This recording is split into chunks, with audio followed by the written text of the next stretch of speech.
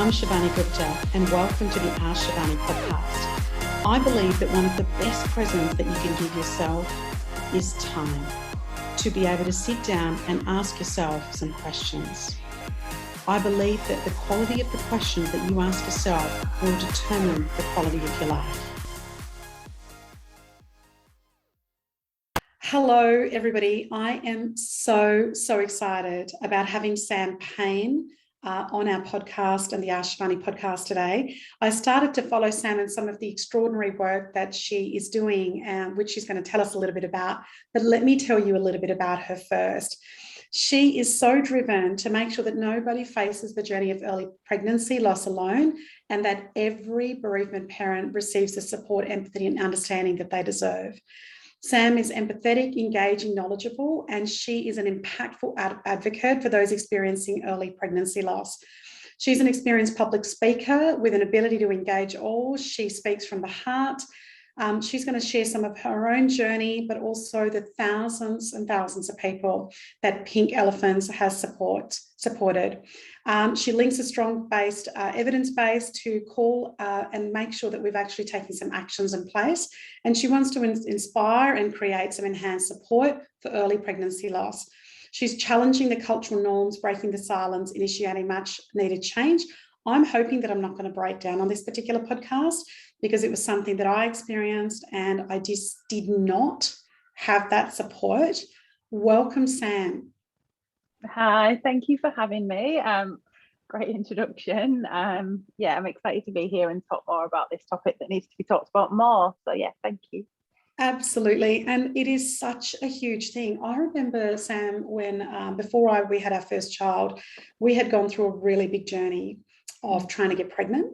And that pregnancy at 11 weeks failed. And, you know, it was probably the one moment in my life that I remember going into a pretty deep depression. So I want to talk about, what you're creating here, but I want to know more about your journey first. So tell us, how have you got to doing what you're doing? And, you know, often that includes some amazing positive turns and some horrific, terrible turns. So I want to know what's got you here.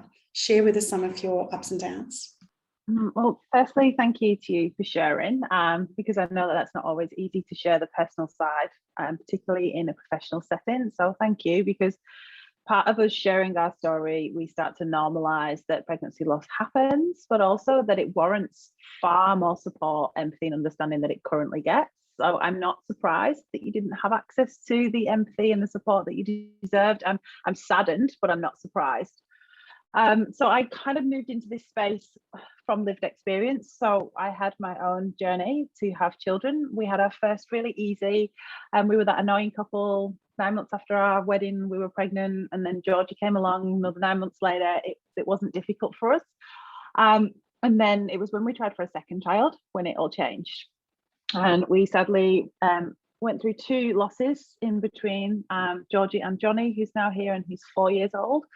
And those losses rocked me to my core like nothing else had ever done. I am a very resilient person. I've moved to the other side of the world, relocated to Australia. I have a strong friend network and challenged myself professionally, always grew in the roles that I did and achieved a lot, and kind of went through life thinking, well, if you work hard, you achieve great things.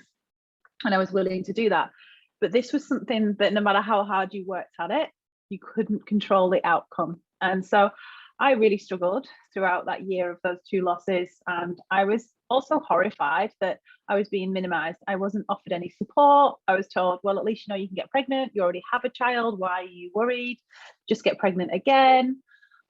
And it just didn't feel right. So I knew that something needed to be done. So I started Pink Elephants 6 years ago based on that kind of, if you like, my own experience. And then I connected with another lady, Gabby, who had her own experience as well. And she was my peer support. She offered me what I needed through that understanding and empathy because she'd been there and she just got it. And then from that, we kind of decided more needed to be done and we started Pink Elephants. So yeah, it definitely grew from lived experience. If you'd have told me we'd be here now with what we've done in the last 5-6 years, I might not have believed you. But yeah, it's incredible and it shows the need that we've managed to achieve so much in such a short time frame. I think it's absolutely incredible. And, you know, so many women go through this. so many families go through this, yet there isn't that. I know I was losing it when I was in Coles. This is about a week and a half after we'd lost our little baby. And there was a woman that hit her child, and this child was about 3 years old. And I went and gave her an earful, and I'm sobbing the whole time.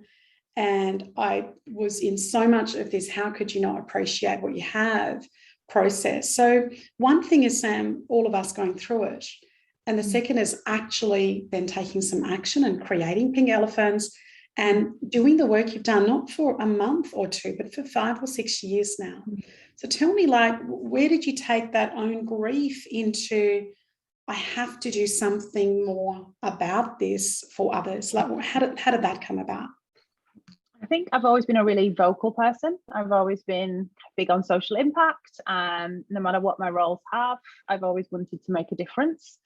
And I just saw this gap, and I couldn't believe how big this gap was, yet that there was no one there. So in Australia, there is no other miscarriage specific specialist support service. So we're still the only one nationally that provides support for miscarriage only.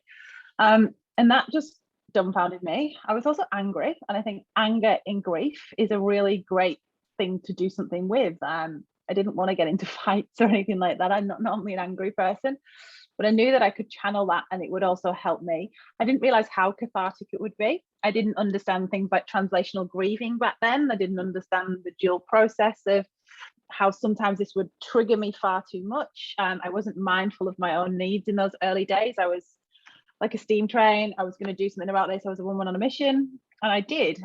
In the early days, that definitely kept me going, that anger, that drive to change things. And then over time, you realize that this is such a huge societal problem. This is not something that's going to be fixed in a year or two. This is a life's work that needs to go towards this. And there's so much more still to be done. We've had some incredible wins. And I'm really proud of what we've achieved. But yet, I think in the early stages, it was definitely the grief and the anger that drove me.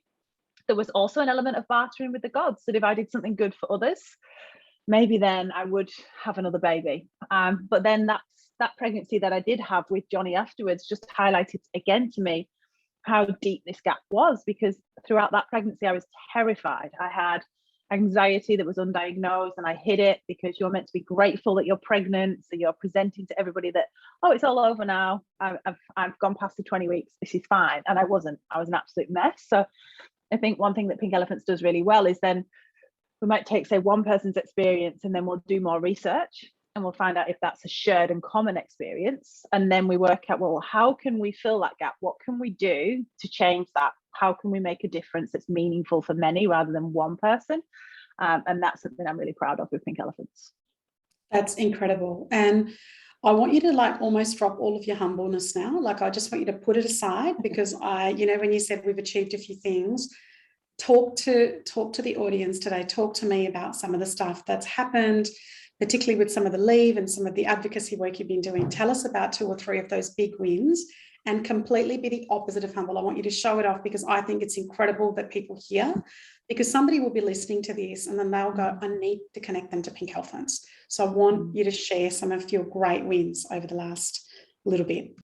Yeah, sure. I think the leave for loss, if you may or may not have heard of that, is whereby we identified that there was no provision in the Fair Work Act of Australia or the National Employee Standards for a woman or her partner who have a miscarriage prior to 12 weeks, despite the fact that 98% of losses occur prior to 12 weeks. We were non-existent in the Fair Work Act. Again, that made me really angry when I found that out. And I was also really saddened that women were returning to work because they'd run out of sick leave. They were hiding in bathroom stalls and crying. They were running out to their cars and hiding there. They just weren't ready to be in the workplace, and they deserved to be at home grieving the loss of their child. However, they were often minimized as it's miscarriage. It just happens, get over it. So we knew that it needed to be part of bereavement leave, because what that does is it validates that pregnancy loss is real grief. So we have spent 3 years building a really strong case for support, working with different MPs such as Julian Simmons from Ryan in Queensland, and also Michaelia Cash, the current AG, on this, and basically advocating that we need to put miscarriage under bereavement leave. And Yeah, I am really proud that in the first of, well, it's been an obviously 3-year process, but on the 1st of September this year, it was passed in Senate and passed by the House of Reps. So now, forevermore, a woman and her partner have access to 2 days paid bereavement leave if they experience a miscarriage prior to 20 weeks. And it's so much more than the amount of leave. It's a validation that this is pregnancy loss is grief, and you deserve to grieve the loss of your child. And you should do that with your partner, because partners grieve too. So yeah, that's been an incredible win for Pink Elephants. Huge. I'm still kind of sinking in that it's actually happened when you've worked towards something for 3 years and it only happened about 2 weeks ago. I'm like, oh, okay, what next? So that's awesome. Another thing that I'm really proud of is that our support has been accessed literally by thousands of women and their partners and their families. And without us, they would have had nowhere else to turn to for support. They would have been how I was 6 years ago and how you were in your experience, left alone to navigate this all-consuming trauma and grief, and kind of just work your own way through it and be expected to be okay somehow, which is complete madness. So I'm actually really proud that we built an organization from an idea. It was a vision. It was, this is what we need to do. And now that's translated into, we've had 36,500 people access our support materials online this year. That's incredible. We've got over 7,000 in our online communities, speaking to each other, helping each other, like navigating this together rather than alone. And alone is one of those biggest things with miscarriage, right? So I think, yeah, Leave for Loss is a huge win in terms of policy change and driving that, really proud of it. But the actual creation of a charity that supports thousands of women and their families is, yeah, something that's pretty amazing.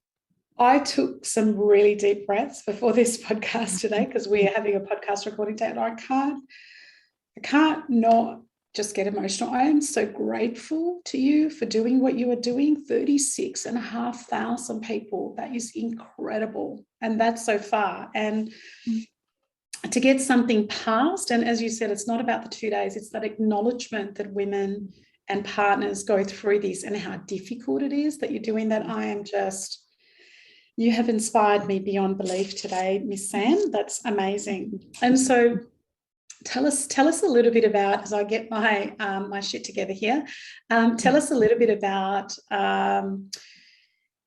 challenges. So obviously in the last 5 or 6 years, you would have come across so many challenges in Pink Elephants, but also in life generally. Like, you just said you've got 4 and 7-year-olds. I know you're in lockdown at present, week 12 or 13 or whatever the hell it is. So tell me about, do you have this process? I know that I can sense that you've got this drive and this anger and this fuel that really propels you forward. But do you also have like a process or a system or something you read or you journal, or what is it that you use to combat when you get challenges that come your way, whether they be small, large, or medium or large? Yeah, I think I'm getting better with time. I think it's a great question, because it's in the first few years of startup land, you can run 100% on that drive, passion, energy. And then as you kind of transition out of startup into sustain, it's different, right? And it's about a mindset shift that this is for the long haul. This is a marathon. This is not a sprint. So how do I look after myself and the team as well, and ensure that we have things like boundaries? It's taken a long time to learn boundaries. I'm currently in lockdown with 2 children, therefore I'm only working part-time at the moment. I've always only been, but for the first 3 years I wasn't paid at all. And then when we started to take a small wage, it's always been part-time, but I've always given full-time hours because this is just my passion, right? I want to do this. I also get a lot back. I should acknowledge that from this. It is truly cathartic to hold space and make a difference for others. But I've also acknowledged that I have a family too. They need as much as me. So now I'm very much part-time at the moment during this lockdown with 2 children. I'm not online on a weekend. You will not find me on my emails on a weekend or LinkedIn, anything like that. I completely am off this. And I know that I've done that through learning as well, that I can't constantly have my head in grief. It is an incredibly difficult subject. And whilst it's heartbreaking that we've had to make some difficult decisions in recent times because of funding, we're a tiny organisation. We're not yet funded by government or supported in any way. We rely only on donations. But sometimes that means that we can't be there for everyone. And that's incredibly hard. However, I have to be okay with what we are doing is enough, because we're giving as much of us as we can, and that's for the whole team as well. I think one thing that I've really struggled with is the personal side of this, in that I have lived this at the same time as building this, and not realizing how deeply triggering this work can be, and how I need to then, why those boundaries are so important. And how as much empathy as you give to others, you need to also give to yourself, right? I think that that's something that's really important. How you talk to others is also how you should have that self-talk.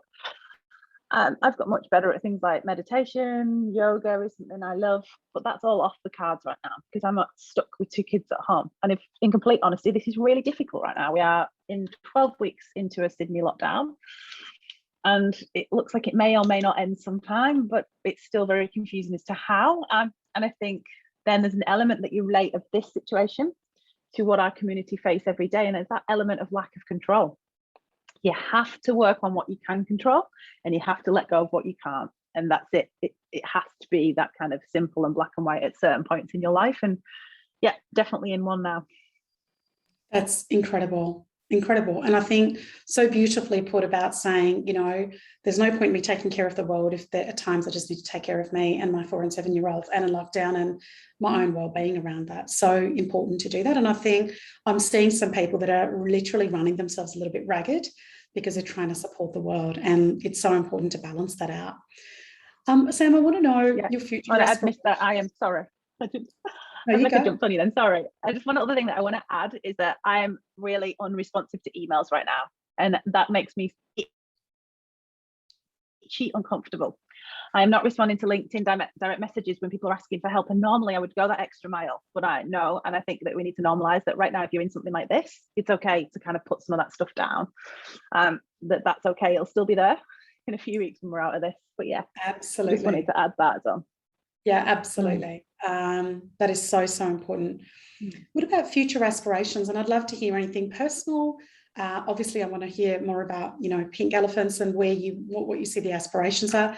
Tell me a little bit about your personal and work and your purpose aspirations for the future. With work, I can see so much growth for Pink Elephants. I can see the need, and I can see the difference we can make, and I'm inspired by the team that we're starting to grow, that we're working on this together. And I can see a future where there's a world where everyone is met with empathy and understanding after they've had a pregnancy loss. Everyone is validated that I'm really sorry you're going through this. That's really awful. I'm here for you. This is what I can do for you, rather than the at least comments. So there's that side of it that we're working towards with Pink Elephants. Myself, I've been really fortunate that I got a Westpac Social Change Maker scholarship, and that's really helped develop my leadership skills.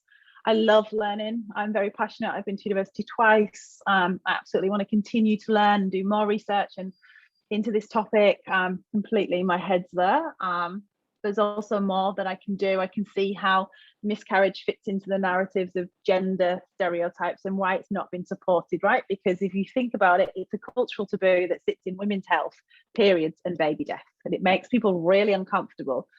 So I think that whilst miscarriage is an incredible need, I personally have passion in other areas as well, that I want to drive some change and can see that things need to happen, and that might have a ripple effect of change elsewhere as well. So yeah, I also want to give back to my family. Like, I love being a mum. I love having my time with my kids, and they're only this age for such a short amount of time, right? And then like my nearly 8-year-old, who's 8 next week, she's becoming a big girl. That's hard. Like, you want them to stay a baby almost forever. And so I have huge passion there as well. I want to spend time with my kids, and lockdown in a way is actually a bit of blessing there, maybe too much time.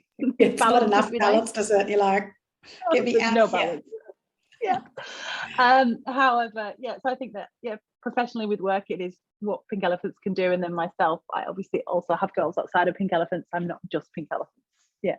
Yeah, no, that's amazing. And talking about babies getting up so fast, mine's going to be 13 this year. She's now 1.5 inches taller than me. Teenager. 12.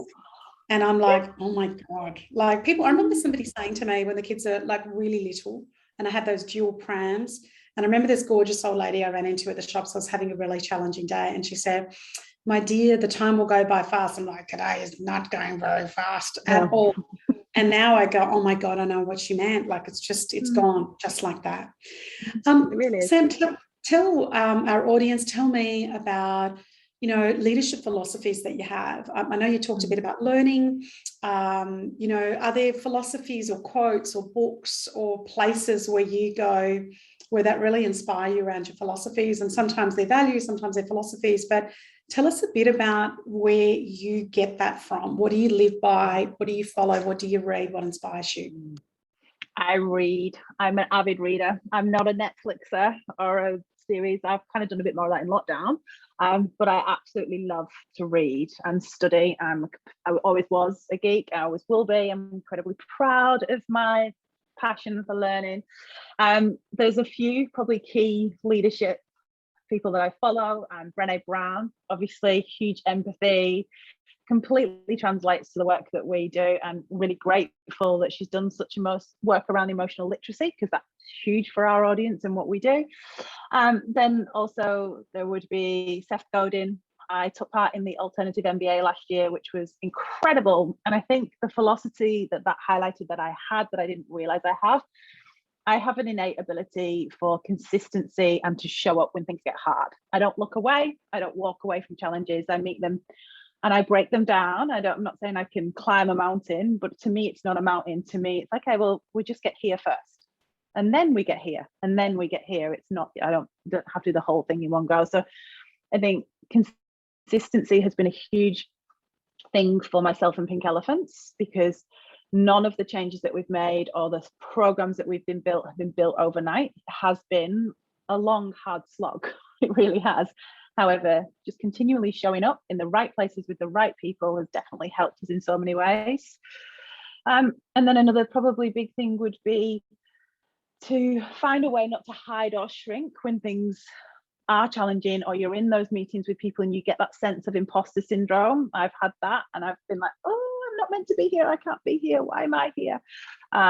But finding your way to go through that, and it's uncomfortable, and I talked about it earlier, that itchy feeling, and I'm scared, but pushing through, like keep going, rather than using that as a no, I can't do this, and walking away. So yeah, I think there's a few in there. That's amazing. That's really, really great. Now, I know when you talked about some of the things that you do for your wellness, some of them have had to go out of the window because you're in lockdown with 2 young kids, but you talked a bit about meditation. You talked a little bit about yoga. Even in these current times, what are some of the little things that you're doing for your wellness that help you stay well?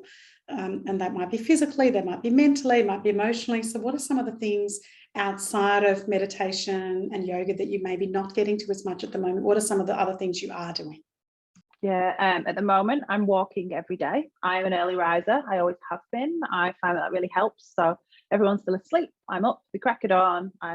I leave my walking stuff outside my room. I can quietly get changed and sneak out the house without waking anybody up. And I podcast and I walk. And that's where I get that leadership development, because that's when I'm listening to those podcasts and those kind of development theories. But I'll also note that sometimes, say, for example, I'm working on a weekend, then I'll use music instead. I won't be going, because if I start listening to Brené Brown or Seth Godin, I think a million ideas for Pink Elephants and what I need to do. And I am also right now, I don't need that all the time. So I might listen to a podcast that's completely chit chat, like I'm listening to a BBC comedy series at the moment. It's gold. It reminds me of home, and I get that really nice sense of like comfort that I kind of miss, because I've been here 12 years, but I still have that nostalgia. And then, yeah, music as well is something that we have a lot of around the house. That helps, I think, to change moods. It's hard, is that, yes, I'm trying to do little things right now, and completely eating whatever I want whenever I want. So that might be chocolate biscuits for breakfast, and that's okay. I love right that, now. right? There's no rules. Go with the flow. Go with the flow. There's no rules. And Sam, people that want to follow you, follow the work of Pink Elephants, where is the best place that they can follow you, follow the work, just so that they can find out some more, so that they can send this podcast, they can send links to people that need it. So tell us, where can we find you and the work you do? Yeah, but you can find myself and my thoughts on Pink Elephants and the leadership side of things, Samantha Payne on LinkedIn. But you can find Pink Elephants on Facebook and Instagram, and that's at Pink Elephants Support. Sam, it has been such a pleasure. I want to talk to you straight after we stop recording, but thank you for being on here today. Thank you for giving us the space to reach and support more people. I'm really grateful. Thank you.